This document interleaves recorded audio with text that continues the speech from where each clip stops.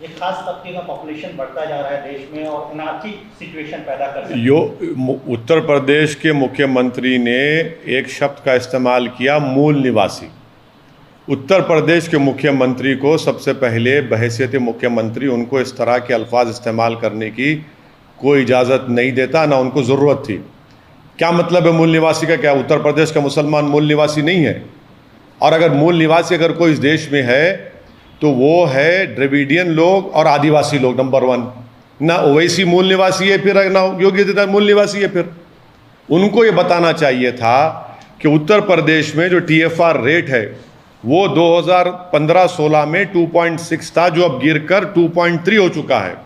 उनको ये बताना चाहिए था कि भारत में जो मुसलमानों का TFR रेट है वो कितना है। वो गिरा नहीं गिरा, नेशनल फैमिली हेल्थ सर्वे में बता रहे गिरा है, वो बहुत गिरा है, वो नहीं बताते। और सिर्फ डराने का काम। भाई भारत में जो TFR रेट है भारत के मुसलमानों का वो 2.3 है। उत्तर प्रदेश में आप देख लीजिए कि उनका जो TFR रेट उत्तर प्रदेश में गिरा है वो भी काफ़ी गिरा है, उसकी बात ही नहीं करते। उत्तर प्रदेश में जो प्रॉब्लम है वो वेस्टेड चिल्ड्रन का है। वेस्टेड चिल्ड्रन उत्तर प्रदेश में आप देख लीजिए 6% से 7.3% हो चुके हैं। अरे मुख्यमंत्री बताओ ना कि 2.7 था तो TFR रेट यूपी में, अब गिरकर 2.4 हुआ है।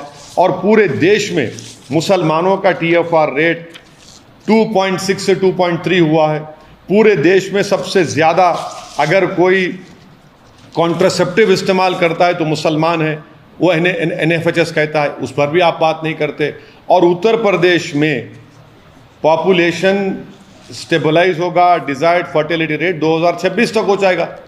मुख्यमंत्री को बोलना चाहिए सब बातें हैं, वो जानकर भी सिर्फ मुसलमानों के ताल्लुक से खौफ पैदा करना ये इनका मंशा और मकसद है। प्रधानमंत्री जी ने नए बन रहे संसद भवन के ऊपर अशोक स्तंभ का इनॉग्रेशन किया, आप इसको कॉन्स्टिट्यूशनल नॉर्म के खिलाफ? बिल्कुल, इसलिए मानता हूं कि भारत के संविधान में separation of powers basic structure का हिस्सा है। और सेपरेशन ऑफ पावर्स ये है कि एग्जीक्यूटिव जो प्रधानमंत्री है, लेजिस्लेचर जो लोकसभा के स्पीकर हैं और जुडिशरी जो चीफ जस्टिस ऑफ इंडिया हैं, वो एक दूसरे के मामलात में मदाखलत नहीं करेंगे, इंडिपेंडेंट रहेंगे। तो जब लोकसभा में प्रधानमंत्री जाते हैं तो स्पीकर बड़ा है, स्पीकर अध्यक्ष है, प्रधानमंत्री बड़े नहीं है वहाँ पर। जहाँ तक ये तो सेपरेशन ऑफ पावर्स का हिस्सा है। प्रधानमंत्री सामने बैठे हैं, लोकसभा के स्पीकर पीछे बैठे हैं। और अगर आप कॉन्स्टिट्यूशनल एक्सपर्ट्स को पूछेंगे तो वो जो अशोक चक्र है, जो उसके में 4 जानवर हैं, एक घोड़ा है, एक हाथी है, एक उसमें बुल है और एक लायन है। वो क्या बताता है कि भारत के संविधान का जो प्रियम्बल है, लिबर्टी, इक्वालिटी, फ्रेटर्निटी, जस्टिस को बताता है। प्रधानमंत्री उसको क्यों बोल रहे हैं? और ये तो उस जगह पर मिला था ना, जहाँ पर 50 फीट का एक पिलर है, जहाँ पर गौतम बुद्ध ने अपना पहला सरमन दिया था।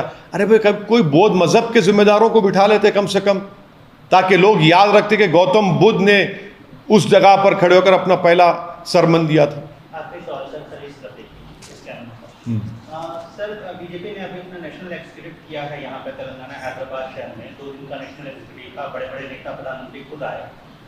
कहा ये माना यह जा रहा है कि बीजेपी मिशन साउथ पे काम कर रही है 2024 के जनरल इलेक्शन के लिए, और तेलंगाना पे उनकी खास नजर है 2023 की असेंबली के लिए। मिशन साउथ, मिशन तेलंगाना पे बीजेपी काम कर रही है। आप इस पूरे बीजेपी के ये जो एफर्ट है साउथ में अपने एक्सपेंशन को कैसे देखते हैं? नहीं, देखिए, देश में जो बेरोजगारी एक बहुत बड़ा मुद्दा बन चुका है, उसकी सरासर जिम्मेदारी प्रधानमंत्री की सरकार पर आयद होती है। पूरी विश्व में सबसे ज़्यादा नौजवान बेरोजगार हैं, कहाँ पर हैं? भारत में हैं। हर जगह पर आप देख रहे हैं कीमतें आसमानों को छू रही हैं, पेट्रोल डीजल हो, रोज़मर्रा की चीज़ें हो। तो ये एक बहुत बड़ा मुद्दा है। बीजेपी कोशिश ज़रूर कर सकती है, मगर मुझे यकीन है कि बीजेपी तेलंगाना में जो नफ़रत के पैगाम को आम कर रही है, वो तेलंगाना की आवाम उसको मुस्तरद करेगी, रिजेक्ट करेगी। और तेलंगाना की आवाम मोहब्बत के पैगाम को मानती है और मोहब्बत फैलाने वालों को और तेलंगाना के इंसाफ की लड़ाई लड़ने वालों को बीजेपी देख रही है कि वो नफ़रत फैला रही है और तेलंगाना की जनता भी देख रही है बीजेपी के पैगाम को, और मुझे यकीन है कि तेलंगाना की आवाम नफ़रत को रिजेक्ट करेगी और तेलंगाना की हक़ की लड़ाई लड़ने वालों का साथ देगी। आपको लगता है सर नॉर्थ इंडिया में उत्तर भारत में बीजेपी सैचुरेशन पे है, इसलिए वो दक्षिण भारत की तरफ रुख कर रही है, एक्सपेंशन की बात कर रही है?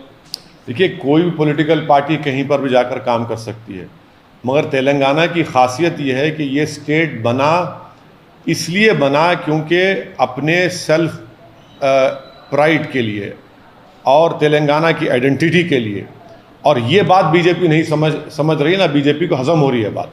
साउथ का द्वार कहा जाता है, गेट कहा जाता है हैदराबाद और तेलंगाना को।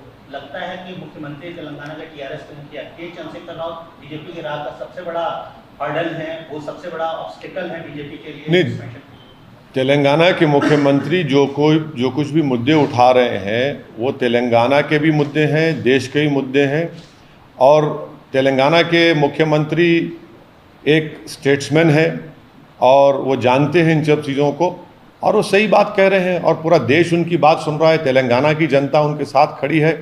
हाँ, जो कमज़ोरियाँ तेलंगाना में थीं, जैसा धरनी पोर्टल का, उसको रेक्टिफाई किया जा रहा है।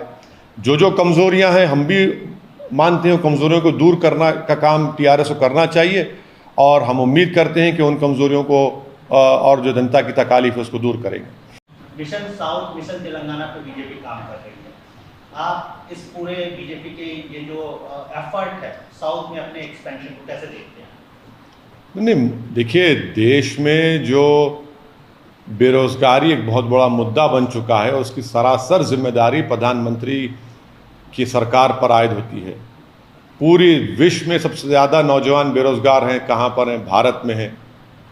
हर जगह पर आप देख रहे हैं कीमतें आसमानों को छू रही हैं, पेट्रोल डीजल हो, रोज़मर्रा की चीज़ें हो, तो ये एक बहुत बड़ा मुद्दा है। बीजेपी कोशिश ज़रूर कर सकती है, मगर मुझे यकीन है कि बीजेपी तेलंगाना में जो नफ़रत के पैगाम को आम कर रही है, वो तेलंगाना की आवाम उसको मुस्तरद करेगी, रिजेक्ट करेगी, और तेलंगाना की आवाम मोहब्बत के पैगाम को मानती है और मोहब्बत फैलाने वालों को और तेलंगाना के इंसाफ की लड़ाई लड़ने वालों को बीजेपी देख रही है कि वो नफ़रत फैला रही है, और तेलंगाना की जनता भी देख रही है बीजेपी के पैगाम को, और मुझे यकीन है कि तेलंगाना की आवाम नफ़रत को रिजेक्ट करेगी और तेलंगाना की हक़ की लड़ाई लड़ने वालों का साथ देगी। आपको लगता है सर नॉर्थ इंडिया में उत्तर भारत में बीजेपी सैचुरेशन पे है, इसलिए वो दक्षिण भारत की तरफ रुख कर रही है, एक्सपेंशन की बात कर रही है?